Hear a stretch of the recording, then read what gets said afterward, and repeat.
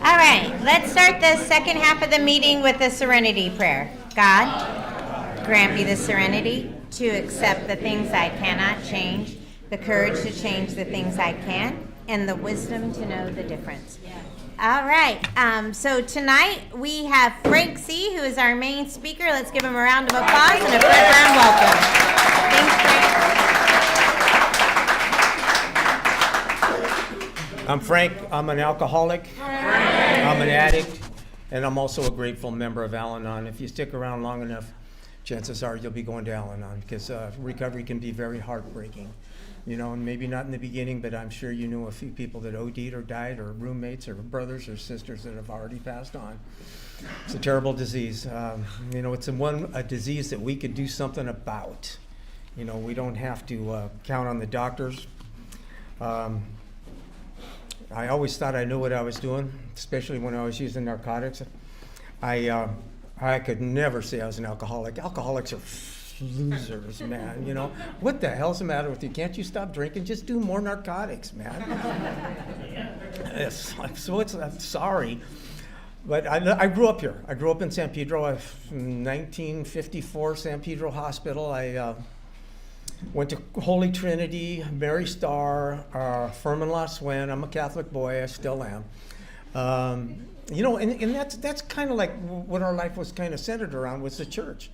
You know, even when I, used to go downtown LA, all the, White Fence, Boyle Heights, the avenues, the church was kind of like the hub for socializing. You know, and the church that I went to had a Filipino mass, it had a Spanish mass, it had an Italian mass, had a Croatian mass. There's another one I can't think of right now, but we're all mixed up here in Pedro, man. If you're not comfortable in Pedro, stick around for a while. You'll be fine. My father was a fisherman. My mother was a housewife, and man, my dad was gone a lot, so my mom ruled the house. And I was surrounded by strong women. And manners, table manners, opening doors, closing doors, yes ma'am, no ma'am, Mr. So-and-so, Mrs. So-and-so, it was all like that. It was a great way to bring the kids up. But we are all rebels, man. I had to get away from that. As I was going to high school, I struggled in school, man. I struggled in school. I did. Jerry, Anthony, thank you for reading that, because probably that's the only big book most of us are going to hear today. But I still struggle. I really have to use a ruler. They call it dyslexia. I haven't been diagnosed yet, but I know I have a problem with it. Everybody's trying to diagnose me. My wife calls me transglobal or something like that. I don't know what it is. She comes up with all this stuff for my behavior, but she still loves me. I mean, she hasn't.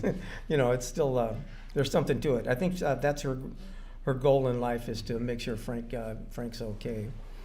I really didn't start drinking, but I started being a bad boy. There's something about being bad that I loved, like stealing and not getting caught. We grew up with these TV shows like It Takes a Thief, Alexander Monday, and, it was kind of cool to steal, and I thought it was, not for my parents. I used to get my ass kicked on a regular basis. Stealing and lying was something that I would take a beating for. And sometimes I'd gladly do it. But, at 13, the school that I went to, these nuns, and I got nothing bad to say about any priests or any nuns. Presentation nuns, oblate priests, they did the very best they could with me. They knew that I struggled learning, but they always took the time. They stayed after school, they stayed during their breaks, and they always helped me along. So I can't say anything bad about them. But I remember I was trusted with their keys. I was trusted with whatever they wanted. And I remember taking one of the keys off to get into the milk and ice cream room, and but Monday when I get the keys again, and just that little tiny stuff like that, it grew, and more stuff I got away with, the worse I can get. And one day I was, I don't know, the safe wasn't open, but they had these slots that they'd put the money down, and I got out of there with pretty close to $2,500. mostly checks, but there was at least $1,000 in cash. I had so much money, I didn't know what to do with it, so I started giving it to my friends. And sooner or later, they all found out who did it. Nobody could keep a secret. And I should have went to juvie, but I didn't. I just kept getting away with all this stuff as I grew up. But in high school, I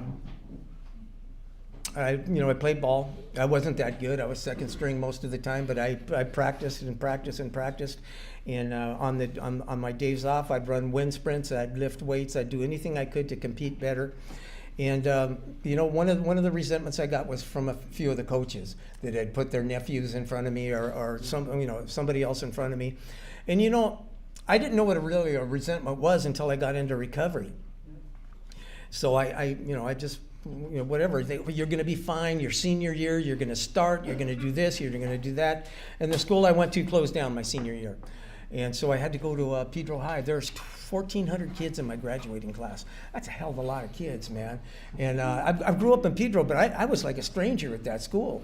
And I got in a real bad car accident in the summertime, so I couldn't play ball. And I was really, I never smoked pot before, but it was like, what, F it, man. I'm going to start smoking pot.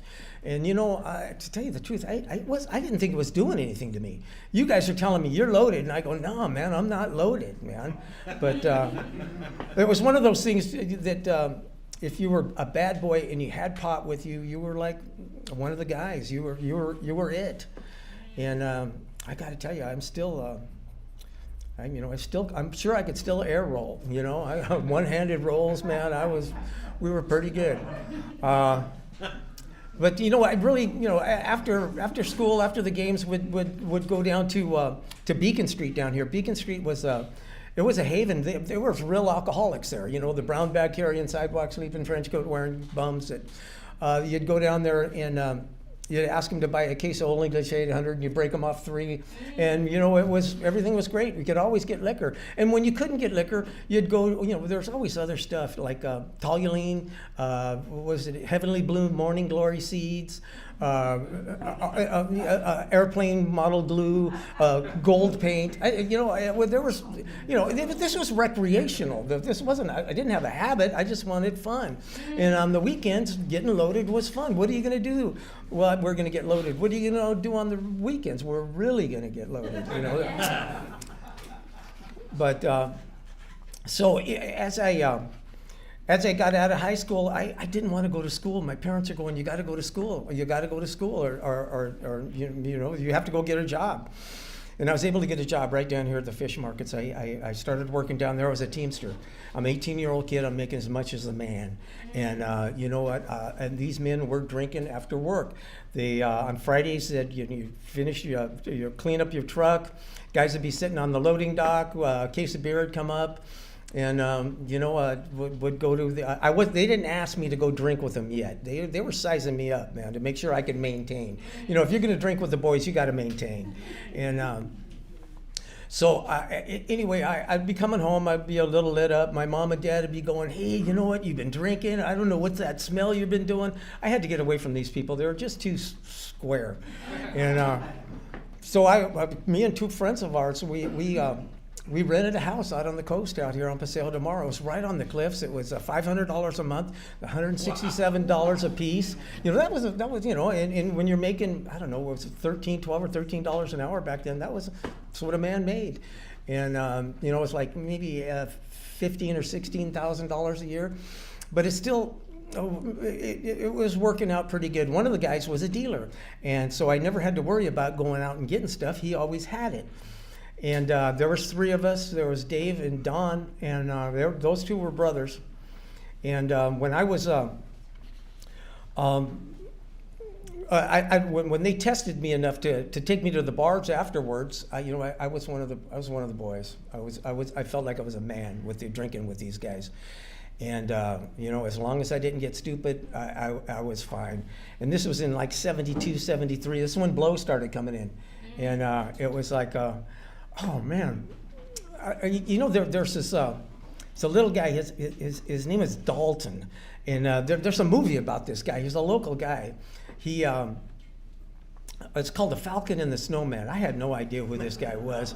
But he was a little guy, but he sold blow. So if he sold blow, he's a pretty popular guy, right? You know, it's like, come on down. And I remember the mirror came around the first time, and it was, yeah, no, man, you know, that's heroin and cocaine, those are bad. No, bad. And finally, about the fourth time it came around, it's like, hey, aren't you going to do any of this stuff? And I'm going to give it to me. Let me show you how to do it. And you know what? To tell you the truth, it was like, I remember the first time I brought a half a gram, it was like, I started doing it before I went out, and I was going, man, you know what? I could just stay locked up in this room. I'd be great for the rest of the night. So I should have known something was wrong when you have a feeling like that, man. So, anyway, nonetheless, it went hand in hand with drinking.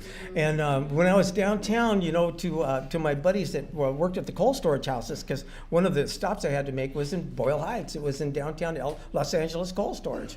And one of these guys, Tony, he was pretty effed up. And he was driving a truck. I go, Tony, what's going on? He goes, oh, I got these rainbows, these bows here. And I go, what are they? And he goes, try one.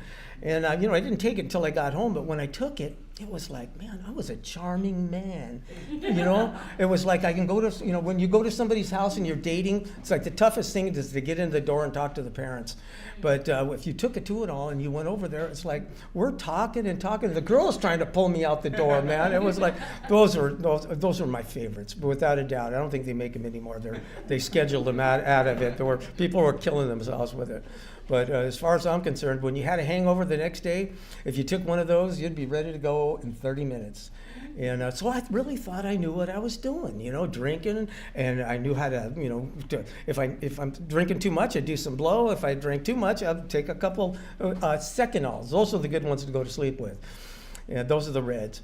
And you know, I really thought I knew what I was doing until this one guy came over the house. It was cough syrup. It was called Citra Forte. And it's a synthetic opiate.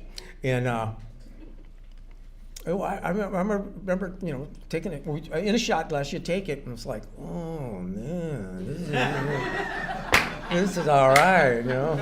Hey, come on, we're gonna go drink it. No, I'm good right now. I'm good right now. And matter of fact, let me have a cigarette. You know, when you start smoking, the dope's good. So, needless to say, I wasn't a smoker before I started doing that stuff. And I was smoking Camels in short time. Or Lucky Strikes. Oh, God. And I just felt like I was just a bitching guy, man. Smoking Camels and, oh, fuck, shoot. Oh, man. But anyway, when I'm working at this fish markets, these guys that I'm working with are going, hey, you know, put a case of under 15s. Those are large shrimp on my route, because I was working in the freezer. I was getting the 5 routes ready to go. I go, no, man, I can't do that. I can't, man. You know, my conscience was starting to bother me. Stealing was really catching up with me. And well, you know what? One thing led to another, and I was buying too much blow, buying too much of everything, and I was owing people money. And I finally started saying, "Yeah, I'll do that. I'll put the Uis on your route. I'll put the lobster tails on your route, and the abalones on yours." And you know, my God, I was making more money out the back door than I was on my paycheck. I was making more money than these guys were, and it was like, man, you know, I started stealing myself. Now this guy I'm working for is my godfather. I don't know where you guys come from, but kumbada and kumada means something, you know, in this town. And I had to get out of there. I had to get out of there, and the only way I can get out was these guys that I grew up with. They were commercial fishing, and right here in Pedro, the tuna boats down there. And I go, man, I got to get out of here. My conscience is just bothering me. I can't do this. I can't do it anymore. And I finally got an opportunity to get on one of the boats. And it's a 500-ton boat. Go anywhere in the world. We usually fish from Panama to Monterey, you know, all up and down the coast. And you're making big money. You're making 5-6 trips a year. Each trip is $15,000, you know, and then, you know, you take the taxes and the expenses out of that. That was a lot of money back then. This is back in like 78 through 84. And I was, you know, the more money that I made, I was just such a bitching guy, you know. My ego just kept getting bigger and bigger, and oh God. So Anyway, I get on this boat, all right? I'm not making any money yet. I get on the boat, and I tell my godfather, listen, I'm getting on this boat. What are you getting? He wanted me to stay there, and I go, I gotta go. And the boat is about, I don't know, 150 yards from the fish market. So I get on this boat. We're starting doing a little work before it goes out in February. This is November. And the boat sinks at the dock. And it's like, oh my God, what's going on? Because we were doing a lot of work, changing pumps, opening up the sea chest and doing this. Somebody left one of the valves open. And I get back the next day and look at the boat, and it's heeled over like this. And I'm just going, oh my God, man, what am I going to do? And sure enough, my godfather sends Anthony, his son, over. He goes, hey, my dad wants you got to do a route. He needs to get, I go, I can't do it. He goes, he has to have you. He needs your help. Okay, so I told the skipper on the boat, he goes, yeah, go ahead. And then when I got back the next day, I go, Nick, it was Joe. I go, Joe, these guys want me at the fish markets. I want to go fishing. I got to get out of there. He goes, we're gonna go fishing one way or the other, whether we get this boat up or not, or we'll get one from the Camry. He goes, I got mouths to feed, man. You're gonna have a job. I like the way you work. And so sure enough, I stayed on the boat. It was November, December, January, February. We got the boat going, and we're taking groceries for 90 days. You're going out. 87 days into the trip, the freaking boat sinks, man. We're about, I don't know, 1,000 miles offshore. The stuffing box where the propeller shaft goes through the boat's leaking. I'm on watch, and I'm seeing it come in like this. I wake up the chief. I wake up the skipper. I go, I can't stop it. I got 2 bilge pumps going here. I can't stop it. And he goes, you know what? You need get up on the radio, wake everybody up. There's 13 guys on one of these boats. And he goes, you get on the radio and you start calling them Mayday. SOS, Mayday, Mayday, Mayday, Gina Lynn, Whiskey Yankee Zulu 53775. And you keep repeating that until somebody comes back to you. And if they come back to you, you tell them where you are, what your coordinates are, you're going down. It's not going to be long. Please, please help me. You're begging on the radio, man. And I finally got in contact. It was a Mexican tanker, and they couldn't be there. They couldn't be there within 12 to 14 hours. And, what I started doing is I started praying. And, as soon as I started praying, I knew I was going home. I'm in the water for about 12 hours, hanging on to stuff, and the skiff's going around picking up the guys as it's going. By the time I got in the skiff, I'm shivering, I'm freezing. It was 78-degree water, but the exposure, you could still die. And anyway, the tanker picked us up, took us to Mexico, and it took us about a month and a half to get out of there, man. If you don't got a passport, you can't get into the country without a passport. A driver's license isn't going to do anything for you. If you don't have any papers, you're not getting back here. So anyway, I got on a decent boat. The only work I can get was longshoring. It was they called it the meat locker back then. And something, we were getting 1-2 days a week, 3 days a week, and it was okay. And then I was working my ass off. We were cotton and bananas in sacks, and I'm okay with this as long as I could work every day. But you weren't getting the work every day, and so finally I was really disappointed. And I heard there was another boat in town that was hiring, and I'm sweating like a pig. I just go, what the hell with this, man? I'm going down there, and people know when you're desperate, man. I go up to the skipper and I go, hey, I'm so-and-so. I was on the Gina Lynn, it sank. I go, all I can get is this work at the Longshore Hall. I go, I need a job. I want to go to work. And he goes, man, it sounds like you're kind of desperate. And I go, I need a job. And he goes, let me get your number. Anyway, I got on that boat, and it was a Highliner. We were making $50,000, $60,000, $75,000 a year in 6 months. I was really the shit then. And, the more money I made, the bigger my ego got. And needless to say, in '84, we stopped in Catalina. The Camry didn't open until Monday morning, but the skipper stopped in Catalina. It was the stupidest thing we ever did on Memorial Day. Because, you got a bunch of young guys going to Catalina. It's like, really? That's, anyway, Well, we start drinking tequila. You don't need any party favors. You're on, man. You're not going to burn out either. So anyway, the band's playing on the stage, and they're singing effed up, man. They are lousy. So I'm trying to get the guys to let me sing, and the guys aren't letting me sing. So I'm pushing the band off the stage. This is something you hear. I guess it's called a blackout or something like that. And so they really don't have a jail there, It's like. So anyway, they got me back to the boat, and I'm inebriated, and I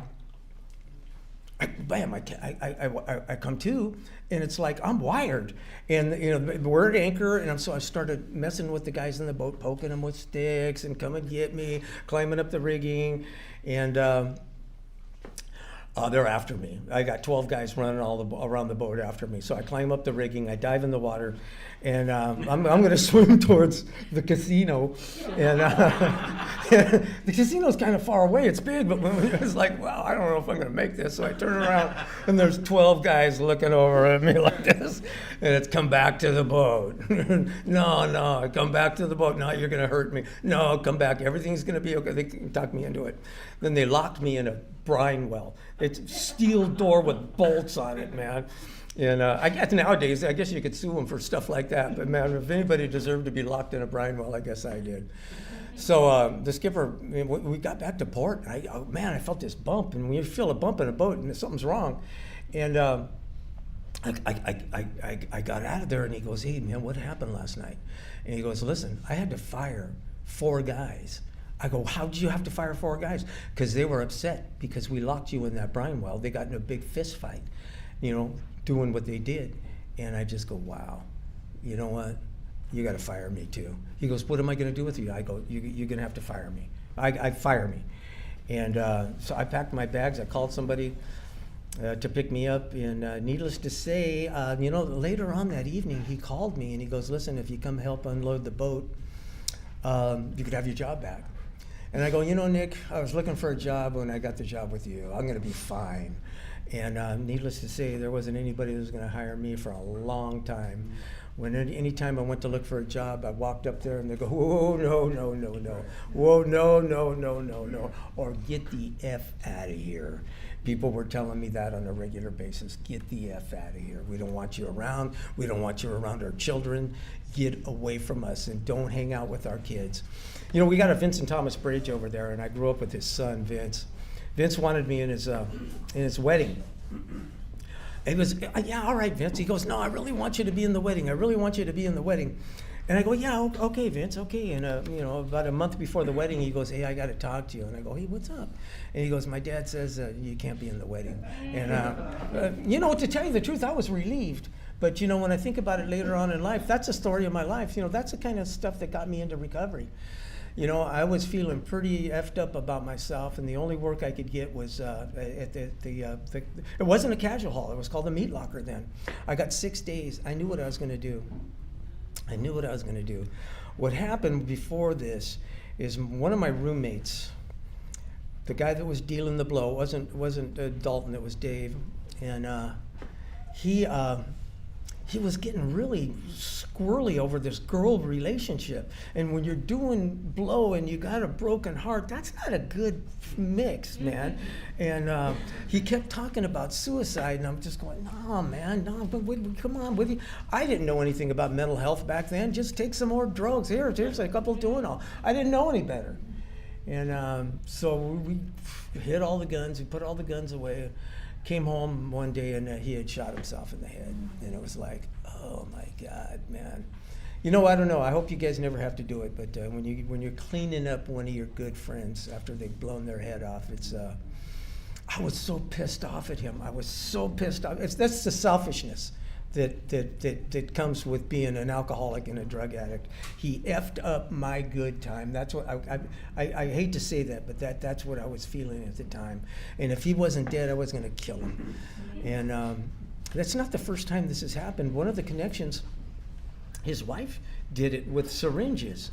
And another one of us, he did it by hanging himself. So needless to say, moving forward to where I was, no work. The only work I can get was out of the Longshore Hall. I got 6 days that week. And I go, you know what? I got 4. And when I had 4, I go, you know what? I'm going to do it. I'm going to do it. I'm going to kill myself. I'm going to do it. And then I got 5, and I go, I'm really going to do it. And when I got 6, I go, I'm going to die. So what I did is I got my money. I went to the Connections house. I loaded up 3 syringes and went to an abandoned bunker complex up here at Angels Gate Park. Nobody was around back then. This is in '84. They had just put the Korean Bell in. And I wrote the note, I blamed everybody. It's all your fault. Look what you made me do. And hope you, I don't know what else I said. I hope to never read that note again. But I blamed everybody else for the situation I was in. And somebody found me. I ended up in the hospital. And I don't know if you guys ever tried to commit suicide, but when you don't die, I'm going to tell you, it's the most humiliating experience I've ever had. I was pissed at God. I was so upset with God. I told you I would rather burn in hell than live on earth. Why? I was really upset about it. And I got up I took everything out of my arm. I got out of the emergency, and I'm walking the streets. And I'm going to get loaded. We're going to get loaded. It doesn't tell me, whatever it takes, steal, lie, whatever. Steal or lie, whatever I got to do. And I'm walking down 12th Street by Daniels Field, and my brother's driving around in my mom and dad's car. My brother's a loser, man, and he's driving around in mom and dad's car, and he goes, "Hey, mom and dad want you to come up to the house." And I go, "I ain't going to the house. F you." He goes, "I'll get you loaded." Okay, and so. So I got up to the house. My mom and dad's there. I don't know how long it's been since I seen them. My brother's there. My sister's there. And we're having dinner. Everything's cool. You're nice and loaded here. You whatever. You want to pick on me, I don't care. And this guy comes knocking on the door. It was an intervention. I had no idea. I didn't know what an intervention was. And this guy's, his name's Ed. And we're sitting around the living room, and they're telling me what a loser I am. And it was like, wait a minute. I can't tell my dad he's a loser. I can't tell my mom he's a loser. Well, she's a loser. But my brother, I started picking on him, and it didn't work. It wasn't working. The guy goes, there's a recovery center here, right here in Pedro. He goes, why don't you come? Why don't you come? And I go, I'm not going. I go, do they have a detox there? And he goes, yeah, they have a detox. Do they have Tuinol there? Yeah, they probably do. Do they have Seconol there? Yeah, they probably do. What do they got, to help me get through the day? They've got plenty of stuff. It's a detox, okay? You're going to be fine. Needless to say, it wasn't fine. It was like they did have that stuff, but I was 9 days in detox. And then I get into the other side of the program, and I introduce myself, and I'm starting to tell my story like I'm some kind of legend. And you're introducing yourself to, there's 40 people there. And after I was done, the counselor, I hated him, his name's Jerry, I still do. I'm working on it. And he goes, wow. He's going, wow. He goes, I know you got a nickname, but we're going to give you another nickname. We're going to call you the Iceman. Okay. And he goes, because you're about the coolest guy that has ever come in this hospital. I'm still falling for it. And then he goes, cool guys, hip, slick, and cool guys like you don't make it, they die. And I was like, fuck. Anyway, yeah, so that was the beginning, man, of the truth coming out. They're always asking you how you feel. I don't know how I am. Fine. Or I'm okay. I don't know about frustration and feelings are hard to put words to. But I was in that hospital for 9 days in detox, 34 days in inpatient. And the midnight counselor there was Fred Brown. Big guy. And at nighttime, I can't sleep, and I'm laying in bed. He'd do the head count. He'd look at me and go, no, man. I goes, come on. No, man. No, he goes, come on, you're not sleeping. You're not gonna sleep. Come on out in the kitchen, man. We'll talk a little bit. And he started talking to me about recovery. And he started talking to me about, a 12-step program. I go, no. So, he would do that now and then. About 17 days into this, we're in a meeting like this, and the the 10-minute speaker gets up there and shares, and one of my roommates is there, and he goes, man, I've been waiting for you for 4 years. I go, yeah. He goes, they're asking me to get a sponsor. Would you be my sponsor? And he goes, are you willing to go to any lengths? And I, okay, yeah.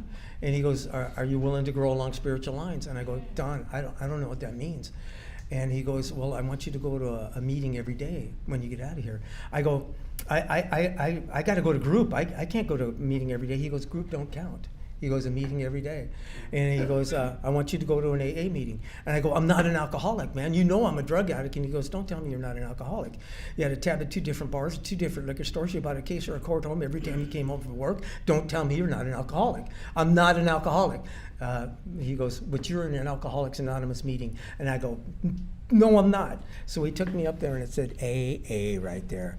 I went back to my seat and I was disgusted, man. I was disgusted, man. Because I knew about AA. I had an aunt and an uncle that ruined the holidays every time they came over, man. I knew how bad, they're losers, man. I never saw the winners until I got into a couple meetings, man.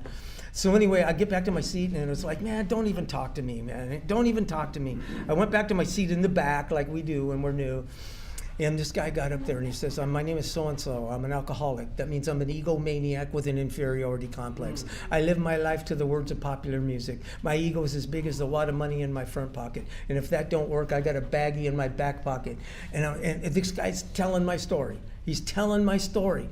And I'm going, oh my God, man, he's telling my story. And it was like, he's not the brown bag carrying sidewalk, sleeping trench coat, wearing bum. That's what I knew what an alcoholic was, like the Skid Row type, man. Those are the guys that we bought the case of Old English 800 from on a regular basis down on Beacon Street. I didn't know only 3 to 5% of us really are Skid Row types. The rest of us have families and friends that love us dearly. They don't want anything to do with us, you know, when we're in our disease, but it's like, oh man, you know, that's more of an education than I wanted to swallow then. And I had to get out of, I had to go back to my room.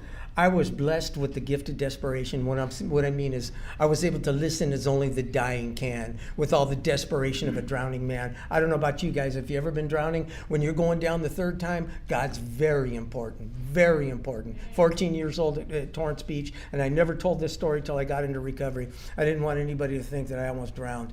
God, please, God. I drifted down the beach.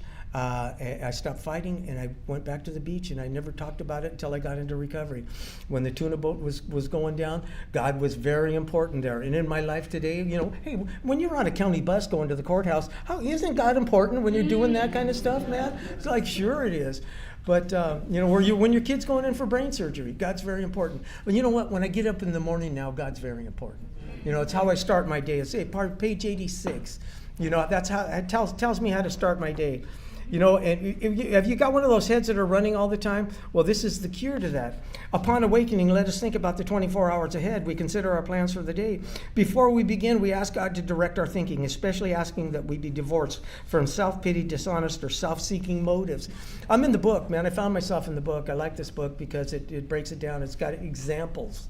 You know, and I really wasn't an alcoholic, but when I started writing my first step, it was 11 and a half pages, and I read it back to a group, and I was sweating like a pig, man. I was sweating. I wasn't crying. I was sweating. I was exposing myself to 8 men in a room.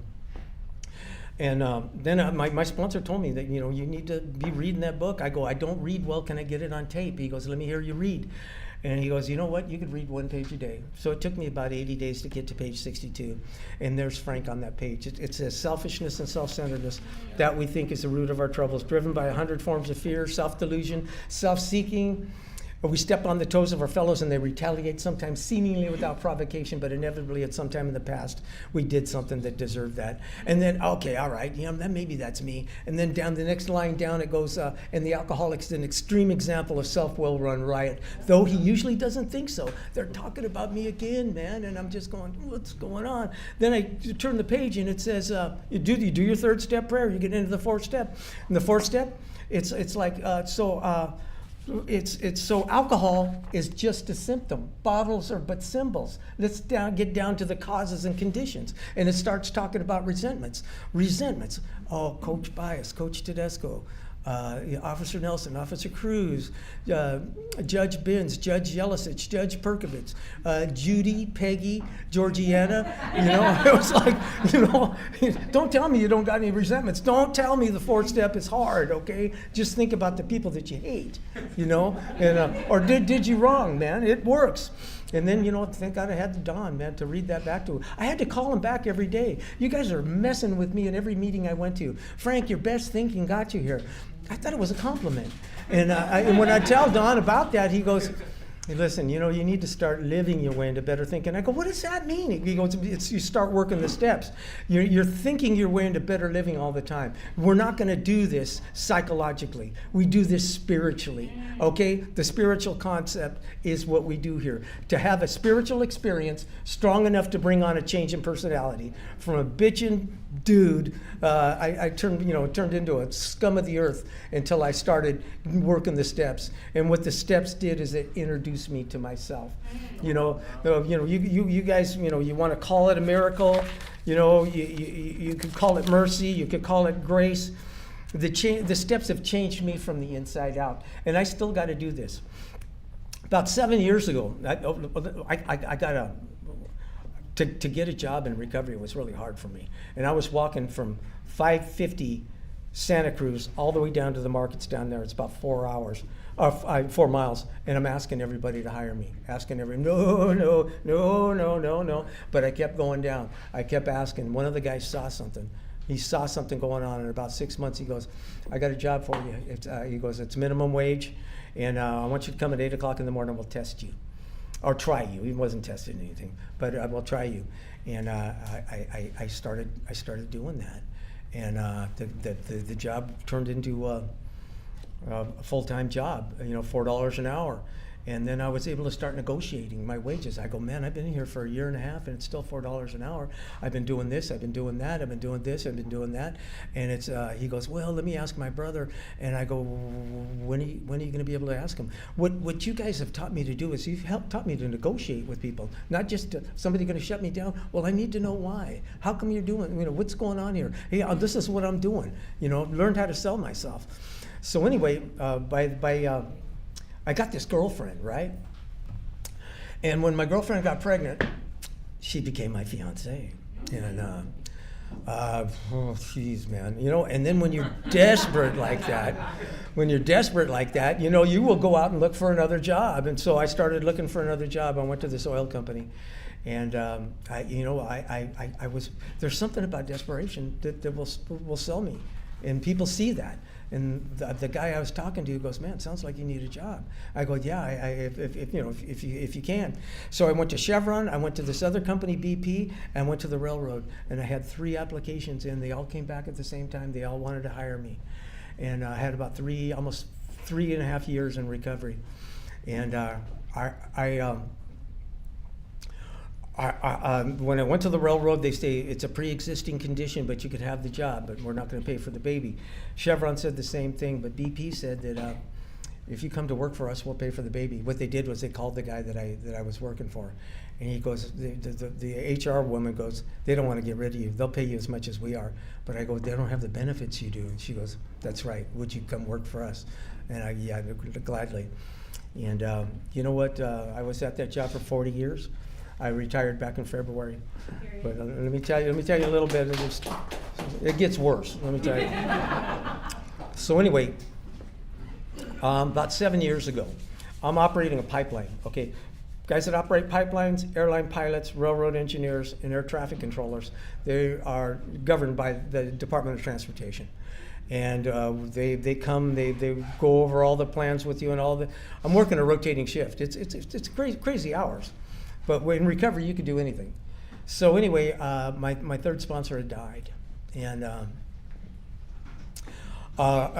they were talking about Ambien, Soma, and there was another one. So I just go, you know what, man? I could pass a drug test. I'm not going to fail the drug test.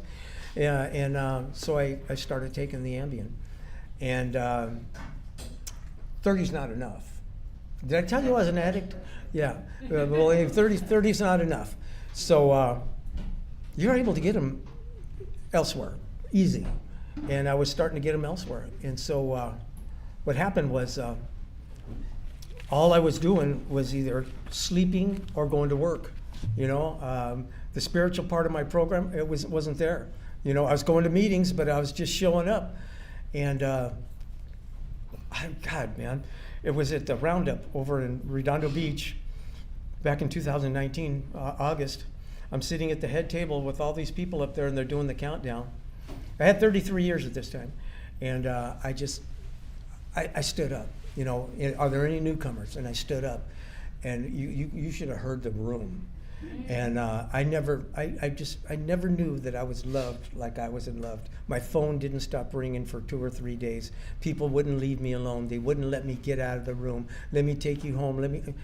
You know what? You're never going to find anything better than this. I'm a Catholic. I still am. I was a union member for 52 years. You're never going to find an organization like this. We just got back from our vacation. We went to Quebec. AA is in Quebec. It was in Boston. They're there. New England. They're there. Florida. They're there. England. London. Belfast. They're there, and they're dying to meet us. They're so happy when we get there. We're from out of town. They want to see us. They're doing the same thing we are. They're using the same book. I love Narcotics Anonymous, but years ago, Narcotics Anonymous did away with the Lord's Prayer, and it broke my heart because, that's my God. Jesus Christ is my God, and I still go. If I'm asked to speak, I will go. But it broke my heart when that happened. And Al-Anon, it's waiting for you guys. Hey, thank you guys. Thank you for...